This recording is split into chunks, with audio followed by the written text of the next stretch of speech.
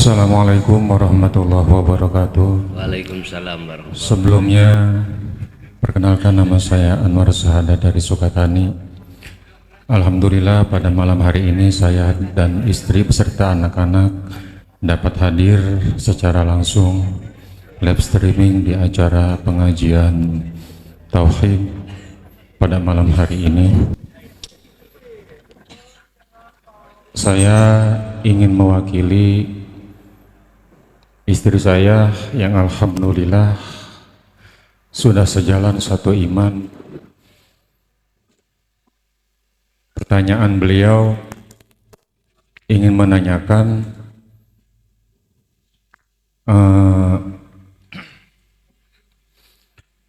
di rumah saya, Habib, mohon maaf ini di luar tema. Anak saya udah beberapa kali melihat kejadian-kejadian seperti mamahnya menjadi dua, dan sampai diajak ngobrol juga, padahal itu bukan mamah yang asli. Yang mau ditanyakan sama istri saya, itu apa? Itu kan, apakah itu kasabnya istri ataukah kasabnya anak? Yang kedua, saya ingin mewakili juga saudara saya yang alhamdulillah pada malam hari ini juga ikut hadir. Beliau ingin bertanya, kenapa setelah baiat setiap ada masalah kepalanya terasa sakit gitu. Dan yang ketiga, pertanyaan saya, kenapa Baginda Rasul terakhir yang masyhur itu yang masyhur secara umum itu syariatnya, sedangkan tauhidnya itu seolah-olah disembunyikan, padahal Nabi Muhammad mendapatkan perintah sholat 5 waktu itu setelah Isra dan Mi'raj. Kalau nggak salah di usia 51, beliau Isra dimi'rajkan oleh Allah, diperjalankan dan mendapatkan perintah sholat 5 waktu. Kenapa manusia secara umum itu lebih mengutamakan perintah sholat 5 waktu dibanding sholat secara batin? Terima kasih, Bi. Sekian, terima kasih. Wassalamualaikum warahmatullahi wabarakatuh. Waalaikumsalam warahmatullahi wabarakatuh. Terkait masalah kasab, Pak, itu tidak pandang orang yang sedang suluk mengerti ilmu tauhid atau orang yang tidak mengerti ilmu tauhid. Kasaf niku akan terjadi pada siapapun manakala orang itu mempunyai wirid yang khusus. Udah, itu bisa kasaf. Kalau jenengan hanya sekedar ingin tahu dan mendapatkan karomah di dalam alam kasaf, nggak usah pusing-pusing cari ilmu tauhid. Cukup ada satu wirid, yang wirid itu sampai khusus baru bisa muncul. Kalau pertanyaannya tadi seorang anak mengerti mamanya jadi dua dan lain sebagainya, itu bentuk Allah membuka kasab terhadap anak. Dan ini bisa Allah berikan terhadap siapapun tentang kasab. Tapi satu hal yang harus saya ingatkan, pelepasan makhluk gaib itu lebih berat daripada pelepasan makhluk kasar. Pelepasan karomah di dalam alam mukasyafah itu lebih berat daripada pelepasan karomah di alam mukhadharah. Alam mukhadharah iki alam kasunyatan nih lho Pak. Jenengan pingin pisah mbek garwa, sak dek sak nek budal nang PA saged. Iya. Sampan pingin pisah mbek anak, wis tinggal minggat gak balik. Gampang. Sampan pingin pisah sugih sampean, wis buangen kesugihan sampean wis kocok nyambut gawe. Gampang.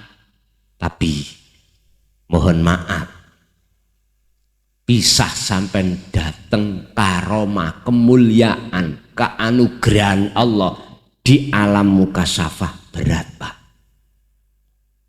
Andai kata kau lari, kau pasti dikejar. Terus dikejar Pak. Memang satu sisi karomah di dalam alam kasat niku satu sisi nguntung nolak. Nguntungake. Sampai mencari uang mudah. Mencari bondo mudah. Tapi ingat, kalau Anda ingin pisah, sampai kapanpun Anda dikejar-kejar. Makanya tentang beat karomah dulu sampean ingat nggih? Awale kula niki ndredeg lan nangis. Piye to Gusti Allah iki? Ibarate lho ya. Kita sudah dituntun nuju alam musyahadah kok dibengkokno ning alam mukasyafah. Kula marem dan wani niku Pak, setelah muncul dawuh wajib hukume yang beat karomah itu mengerti dan memfungsikan, sudah memfungsikan dzikir sirul asrar. Baru nanti jenengan gak terpengaruh, aman. Ibarat jenengan sugih tapi ati sampean iku mau gak kecantol kena kebiari sugih, tapi ati sampean kecantol nyekseni urip sing nguasai sugih.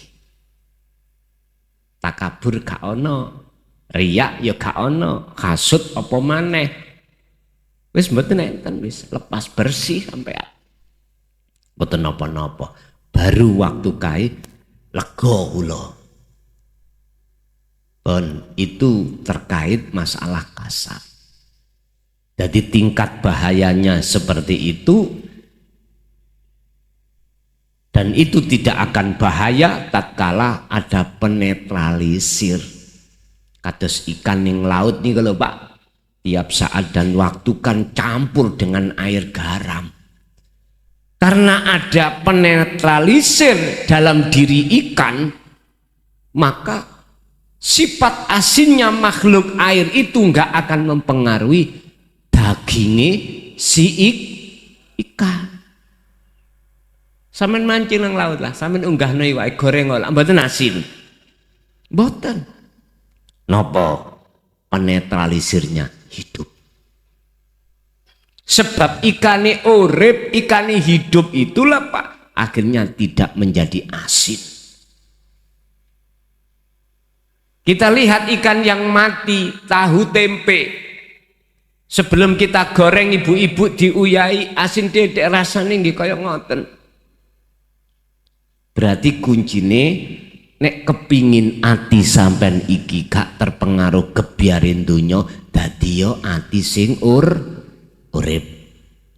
Nek ati mati mesti terpengaruh dengan kebiarin donya. Akhirnya muncullah sifat yang dicelok Allah, termasuk takabur, riya, hasud dan lain sebagainya. Bon. Itu yang pertama. Yang kedua, ketika kami setiap habis dzikir itu pusing, lara kabeh, ndasku. Oh setelah baiat, setelah baiat apa setelah dzikir? Setelah baiat. Pak nyun sewu. Kanjeng Nabi Yunus dikongkon kholwat ning jero perut ikan ngoten niku eco napa mboten to? Mboten eco. Mboten. orang sakit dikasih obat, disuntik, sakit mboten? Sakit. Kalau Anda takut dengan sakit, gak mungkin disuntik oleh Pak Dokter. Oke, lewat diuntal, kita telan, pahit. Tapi jenengan jikalau nggak mau sembuh, ya udah. Hanya gara-gara takut pahit, takut sakit, nggak akan sembuh. Analoginya seperti itu. Kalau jenengan baiat, setelah baiat awak loro kabeh dan lain sebagainya, ya wis mesti itu bentuk pensucian hati sampean. Kalikulos yang asalnya hati itu selalu nuruti karpe nafsu, dipaksa untuk nuruti kehendak Allah. Bagi nafsu, wama ubari'u nafsi, tidak mengenal kata putus asa, Pak. Inna nafsa la amaratum bisu, jenengan terus dimungsuhi, terus didorong. Berat memang, tapi khusus bagi hamba yang ku kehendaki, pasti akan kujaga. Wis tah lorone gak terus, Pak. Awak loro kabeh mboten terus. Nanti akan dengan sendirinya Allah selesaikan lagi. Yang terpenting adalah bagaimana cara tali ruh yang sudah disambung dibeatkan Allah ini tidak jenengan lepas lagi. Tondo kalau itu tidak terlepas, ketika hati sampai lalai, dicanda Allah lagi, ditarik Allah, diingatkan lagi. Bon. Yang ketiga terkait masalah masyhur. Napa kiai-kiai sing masyhur iku kok yo menyingitkan, tidak menampakkan tauhid.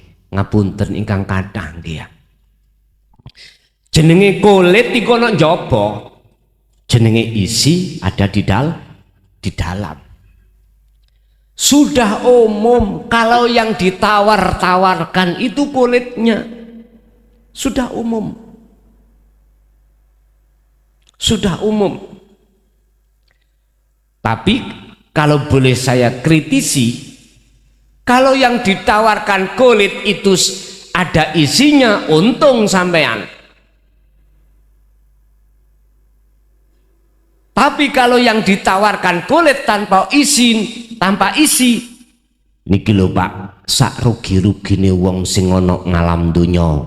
Wal asri, demi masa kata Allah, innal insana sak temene akeh atine menungso iku lafi husrin, ing dalam kerugian besar. Ngene iki. Jadi cara sampean beli kacang dikasih kulit tok, di dalamnya enggak ada isinya. Buat apa jenengan? Enggak ada manfaatnya. Sudah biasa kalau masyhur itu adalah lahiriah, sudah biasa. Sudah biasa, tapi bukan berarti isi itu tidak boleh didohirkan. Bukan berarti tidak boleh. Bukti nih. Lawang Pak Tani nandur kacang yuk gak kade isi kok. Justru kita tahu keadaan isi inilah untuk memastikan benar atau tidak, memenuhi target apa enggak, jikalau isine kacang ini akan cukul. Ibarati jenengan iki Pak nandur pelem peloke pelem enom dengan peloke pelem tuwek, sing cukul sing pundi? Sing tuwek. Artine ilmu kulit iku ilmu nom. Lah tuwek niku ilmu tuwek iku tauhid iku. Makanya Kanjeng Nabi dawuh kan ngeten. Utlubu dondole ana raihlah kamu sekalian al ilma ing siji ilmu. Oh. Endi gosoke?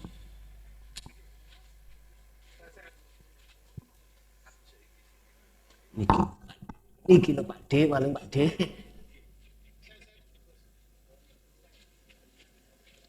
Pun. Kok ambu bensin ya aku ya?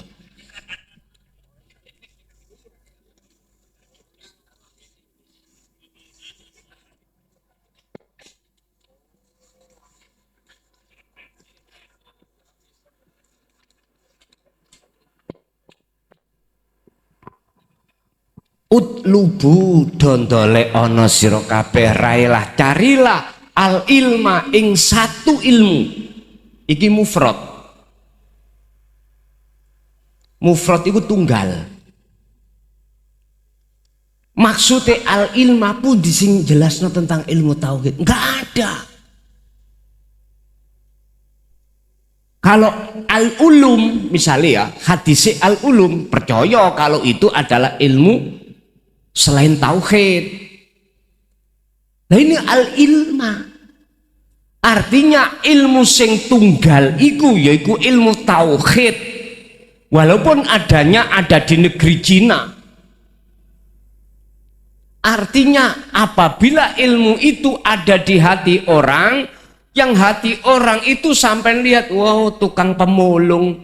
Misalnya wajib jenengan untuk mencari ilmu terhadap beliau. Belajar itu. Gak harus wong nandinti sarungan, nggawa serban. Ya. Enggak jamin. Bukan itu maksudnya. Kan sudah kita ketahui. Ciri-ciri alamat orang yang sudah tahu jalan menuju kepulangan dan bertemu Allah. Tadi sudah kita bahas. Kok harus selalu kemana-mana kopian? Seleborin nyarwa. Rong dino oleh cukur wisan. Gak selalu berbaju yang nyun sewu yo. Aku yo gak ngeritik wong sing jubahan. Ndak. Gak ngeritik wong sing selalu bawa serban. Terus ndase ku diuntel-untel nih apa nih Pak? Udeng nih ndak. Kalau kita takok hati yang ada tauhid, deloken kelakuane akhlaki. Seperti Kanjeng Nabi enggak? Wa ma arsalnaka illa rahmatan lil ngalamin. Kira-kira artine pemaaf, sabar, ikhlas ndak?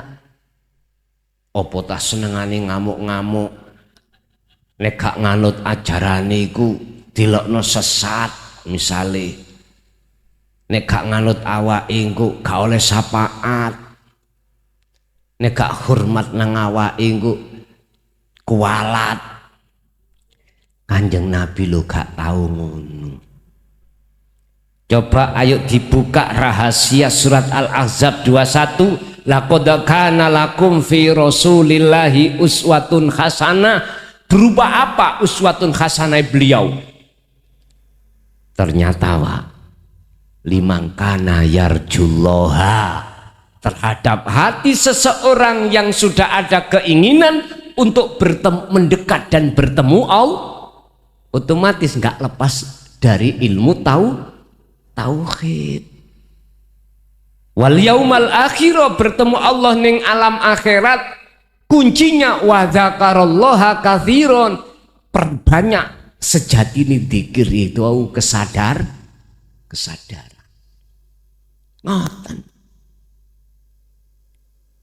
Kok malah nek gak nganut aku gak oleh sapangat kamu. Kualat kamu. Kanjeng Nabi gak ngono kok. Nek pancen iku peleme iku pelem gadung, terus nguwoh peloke mesti gadung. Cirine wonten mriku. Artine bagaimana sifat karakter Rasulullah? Ngapunten Kang Kathah. Niki lak ana dua kubu sing gelut ae lak ngono. Sing kubu mbuh tenan ngaku-ngaku Duriya mbok duriya tenan apa ora? Wong kita bukan nasab ya gak roh. Terus sing mbantah iki mang ngaku-ngaku nasab. Pak, ngono iku gak penting. Asline sing asli nasabe gak tau ngaku-ngaku. Duduhno awake aku iki duriyai, mboten ngoten. Berarti nek ana sing ngaku di depan umum itu ada tendensi.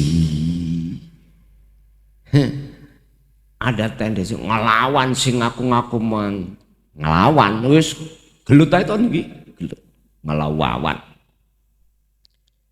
Kita sing ngelawan lho, walaupun kita bener secara gen, secara dohir gak layak disebut duriya, gak layak karena masih berani ngaku.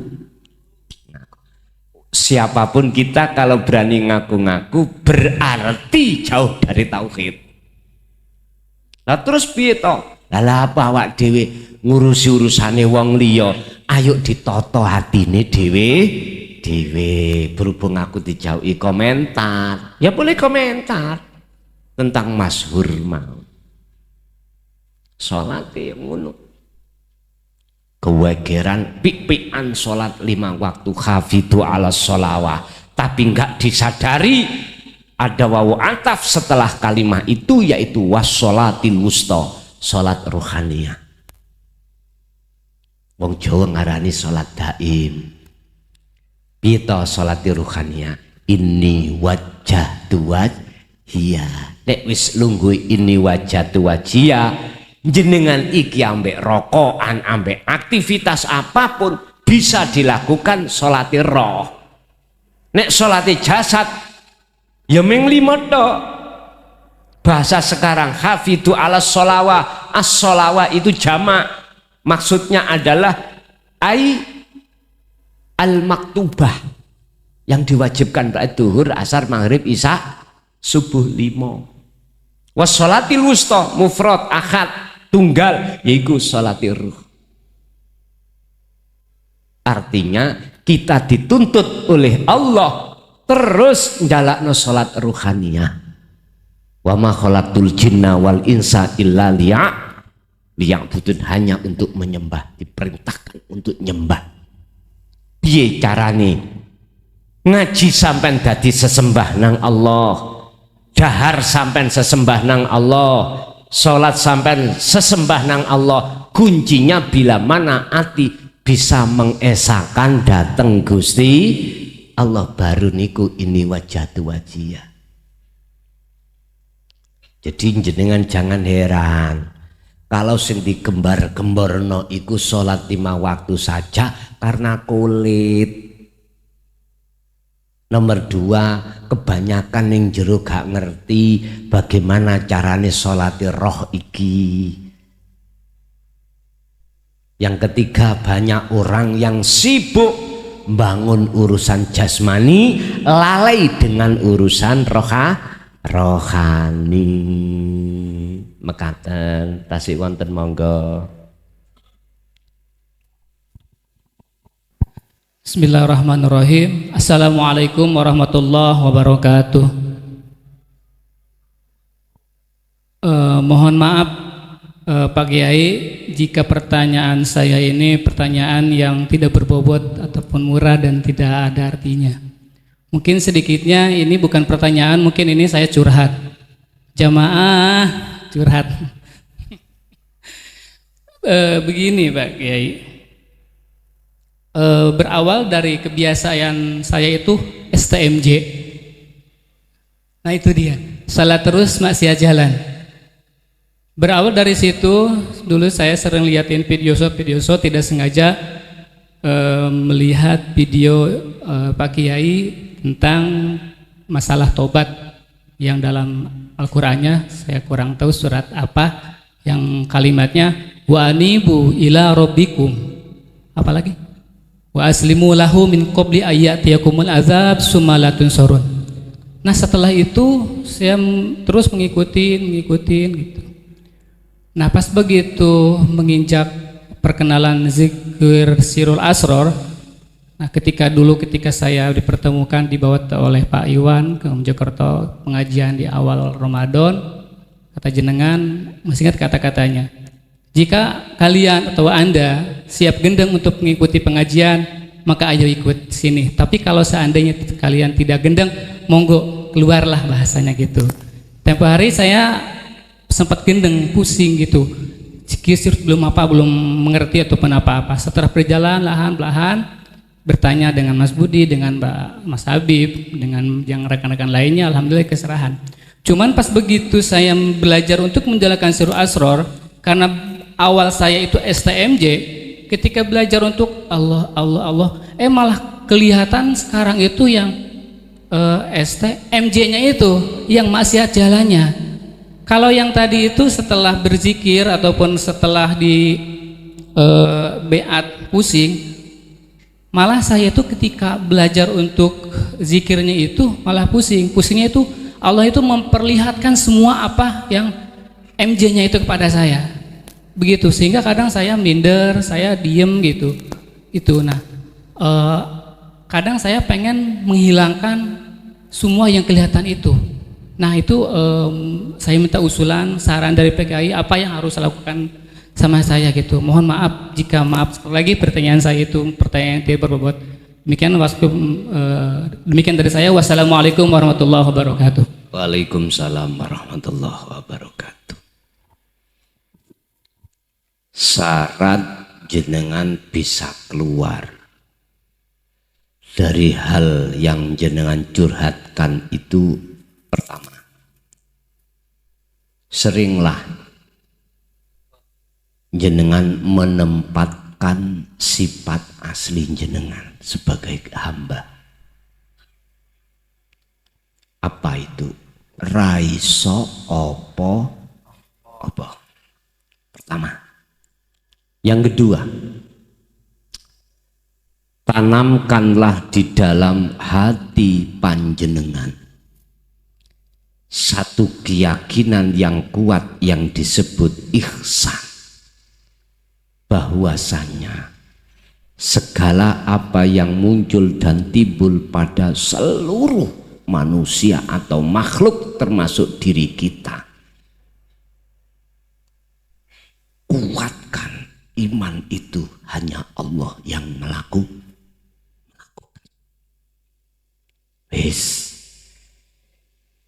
Itu satu sisi. Satu sisi yang lain, jangan pernah mengharap hati sampean iki buah dari apa yang jenengan amalkan. Padahal buahnya itu adalah puncaknya makrifat hati datang jenengan. Gak boleh, jangan mengharap-harap terus. Karena sampean sudah mengerti Allah iku sifat, innallaha ya'lamu ma fis sudur, sudah mengerti apa yang ada di dalam hati jenengan. Karena apa? Karena urusan etika dan akhlak. Gak usah kita bahasa dohirkan, Allah sudah mengerti bahasa batin. Ibaratnya Pak, Allah itu maha kaya, maha punya segala-galanya. Terus jenengan iki mempunyai kekarepan, keinginan untuk supaya ekonomi sampean kali kula bertambah baik. Ini kalau miturut orang yang membawa akhlak, gak berani, ya Allah. Bagusilah. Mohon maaf nggih, hati lo bukan lesan, hati. Bagusilah ekonomi saya supaya nanti aku bisa sodako, bisa gini, bisa gitu. Loh, miturut orang yang memegang akhlak.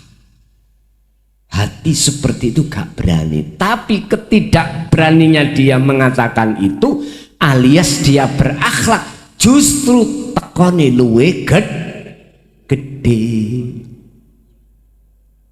Wa may yatawakkal 'alallah fahuwa hasbuhu.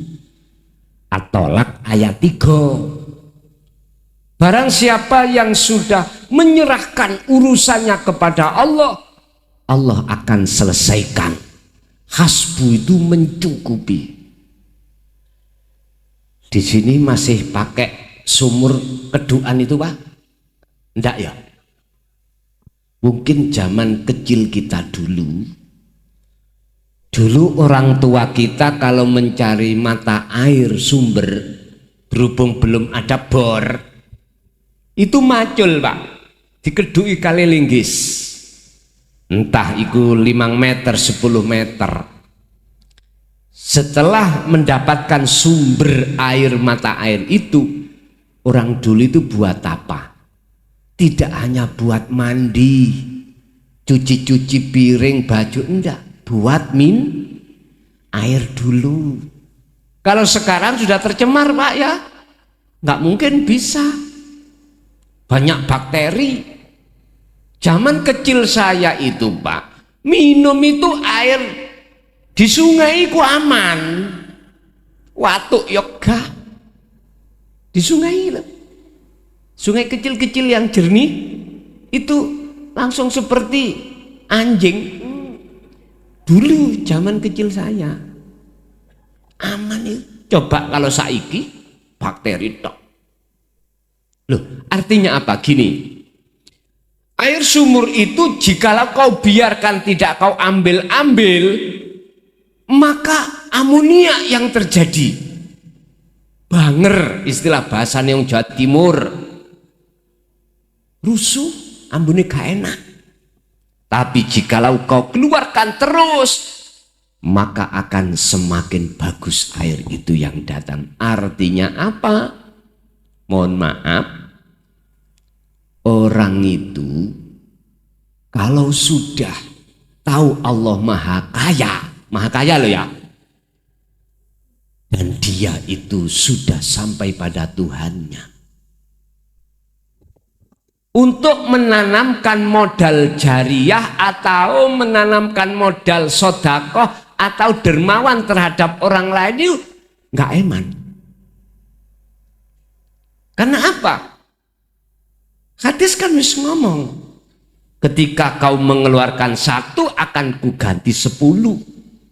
Cuman logika ngomong 10 dikurangi 1 jadi 9, berkurang toh Pak ya? Kalau urusan rahmat Allah, sifat kayane Allah, jangan hanya kau pikir secara logika, tapi angen-angenen ambek hati, baru ketemu. Jadi jenengan kalih kula wau sarate 1, sampean iku harus nyadari terus menerus sak mampu jenengan lah bahwasanya kita tidak bisa apa-apa. Surat As-Saffat ayat 96. Allah dawuh gini. Wallahu khalaqakum wa ma ta'malun. Allah yang menciptakan kita semua makhluk. Wa ma ta'malun, dan Allah yang menggerakkan kita semuanya. Dan Allah yang mengetokkan mata kita. Dan Allah bisa mendengarkan telinga kita. Dan Allah lah yang mengucapkan lisan kita mengucap. Dan Allah lah yang mengeluarkan dan memasukkan napas kita. Begitu seterusnya.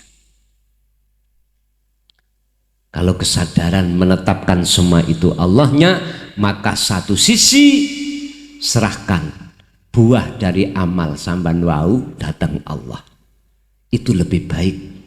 Dengan begitu disebut orang yang berakhlak ilahiyah di mata Allah. Ngeten Allah dawuh, aku wis roh. Apa karepe atimu wis roh. Lah apa sih kok ucapno?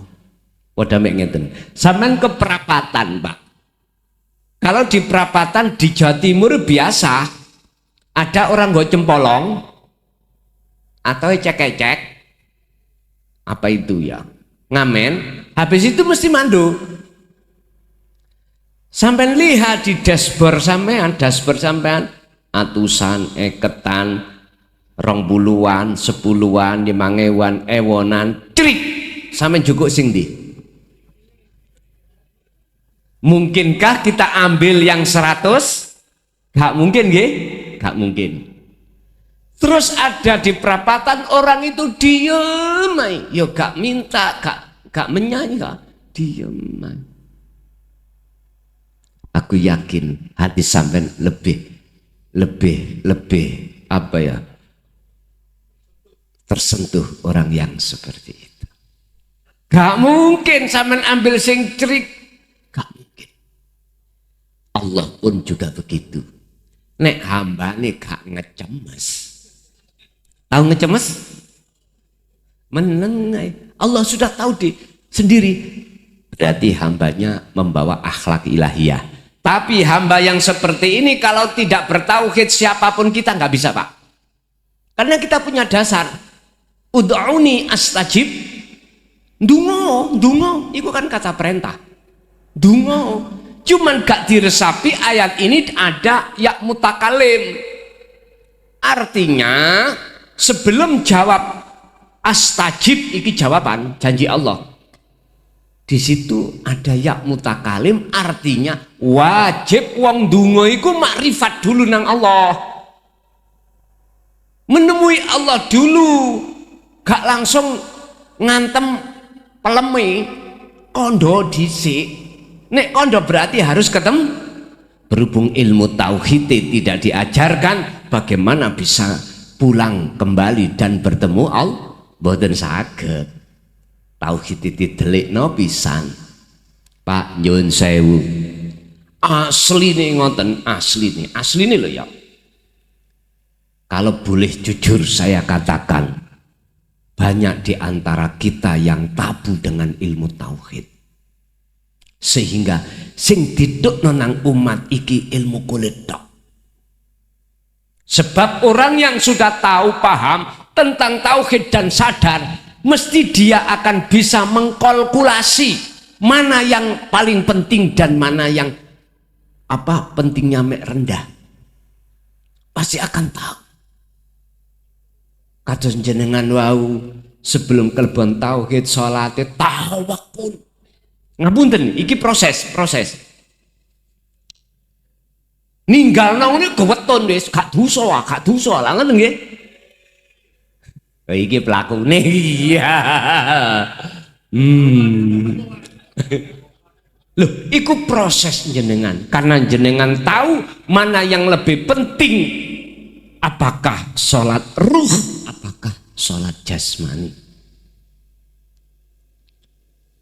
Itu Allah yang memahamkan jenengan. Sehingga sudah wajar, sehingga satu saat si A itu ngepehno, apa ya ngepehno jarang ini, ngeremehno, meremehkan sholat dohir karena apa? Mentingno sholat batin. Kalau ditakoi, Heson, uniku salah, aku gak wani ngomong salah. Apa sebabnya? Sing proses Gusti Allah. Dan aku ngomong salah, aku podo mek nyalahno Gusti Allah. Terus, lah iku wong sing mentingna salat dohir tok, batine enggak. Meniku ya apa son munggamu? Iki karepe Gusti Allah ya babano. Saya hanya gini, Pak. Wa ma arsalnaka illa mubasysyiran wa nadhiran. Saya hanya menyampaikan tok. Oh, munggo syariat ngene, munggo hakikat ngene, wis terserah jenengan. Mek ngoten tok. Lah, ketika sampean iki sudah mencapai makrifat puncak, pundi makrifat puncake? Sehabis kita nanam biji jeruk, lalu tukul pohonnya, setelah itu tukul buahnya.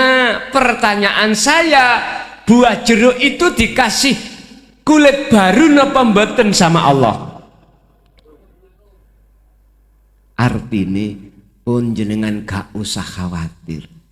Engko lak syariat sampean didandani Gusti Allah dhewe. Ngoten lho. Syariat iku apa ta, Pak? Laku fisik. Dulu syariat sampean amburadul. Artinya amburadul koyoke apik tapi elek.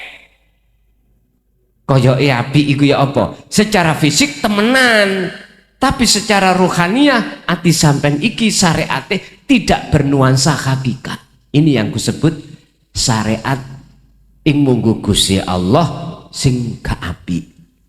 Munggu Gusti Allah. Kun syariate ati sampean iku ora merealisasikan hukum hakikat di tengah-tengah syariat. Lah sekarang jenengan sudah mendapatkan puncak buahnya ini, akhirnya apa? Segala aktivitas zahir sampean ditata oleh Allah dengan hukum hakikat, entah ibadah murni atau tidak murni, mesti ati sampean iki sambung menyang Gusti Allah. Itulah Pak yang kula sebut puncaknya makrifat adalah nyatani syariat sampean yang sudah menjadi hakikat. Mekaten. Nggih.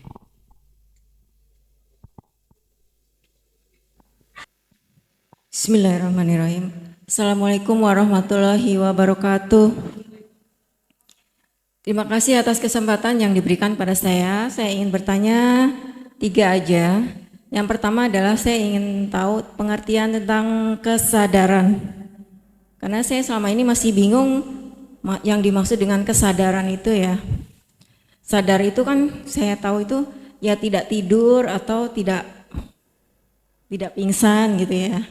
Nah, yang dimaksud dengan kesadaran secara hakikat itu seperti apa? Kemudian apakah kalau kita sudah mencapai kesadaran itu sudah termasuk fana?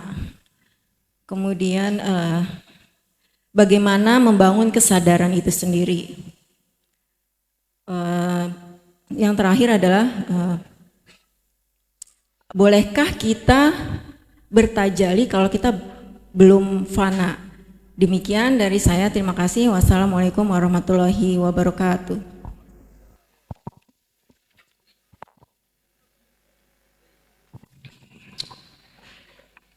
Definisi takrif kesadaran itu gini.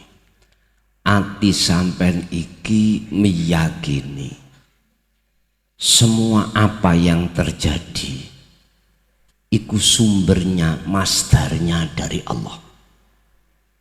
Inilah kesadaran secara hakikat. Dan atau makhluk ini enggak memiliki sifat gerak. Inilah berarti tempatnya ada di hati. Dan ini tidak pandang jenengan tidur atau tidak tidur.